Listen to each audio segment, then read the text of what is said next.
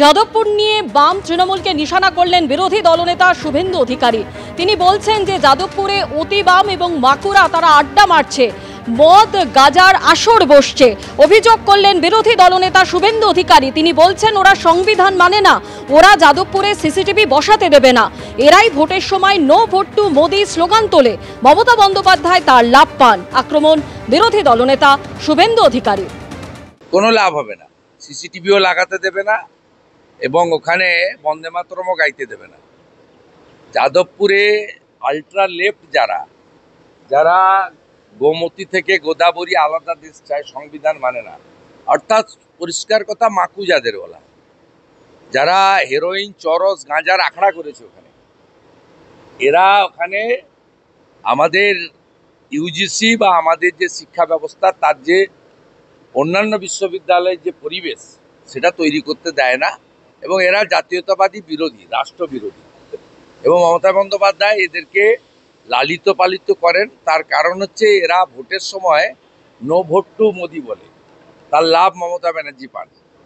বিজেপিকে আনুন, সাফ করে দেবো আমরা। এটাকে ব্যবহার করে শুভেন্দুবাবু যেভাবে রাজনীতি করতে চাইছেন সেটা খুব দুর্ভাগ্যজনক।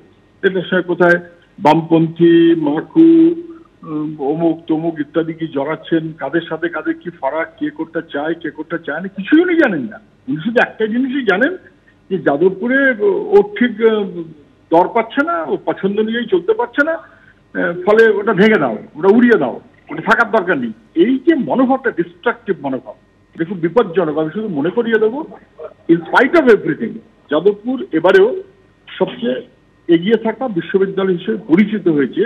সেটা শুভেন্দুবাবুর দয়া না, কারোর কথায় না, সেটা হচ্ছে ইন্টারনাল যোগ্যতার পরিপ্রেক্ষিতেই হয়েছে। সেটা যেন খেয়াল রাখে।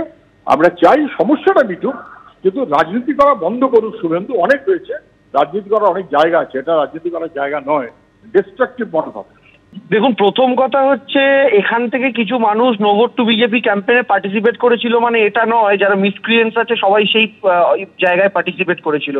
2 নম্বর বক্তব্য হচ্ছে যাদবপুর বিশ্ববিদ্যালয়ে সিসিটিভি লাগানোর আন্দোলন প্রথম তৃণমূল কংগ্রেস এবং তৃণমূল কংগ্রেসের ছাত্র সংগঠন তৃণমূল ছাত্র পরিষদ করেছিল। যত বাম অতিবাম ছাত্র সংগঠন আছে, এসএফআই থেকে শুরু করে ডিএসও থেকে শুরু করে যারাই আছে না কেন, তারা প্রত্যেকে কিন্তু সেই সিসিটিভি লাগানোর বিরোধিতা করেছিল। সরকার যদি পুলিশ ঢোকাতে চায় তখন আবার আলাদা একটা বিতর্ক তৈরি হবে, প্রশাসন পুলিশ ঢোকাতে চাইছে। কিন্তু পুলিশ প্রশাসন না থাকার জন্য যেটা হচ্ছে, কদিন আগে শিক্ষামন্ত্রীর সাথে কি হয়েছে দেখা গেছে।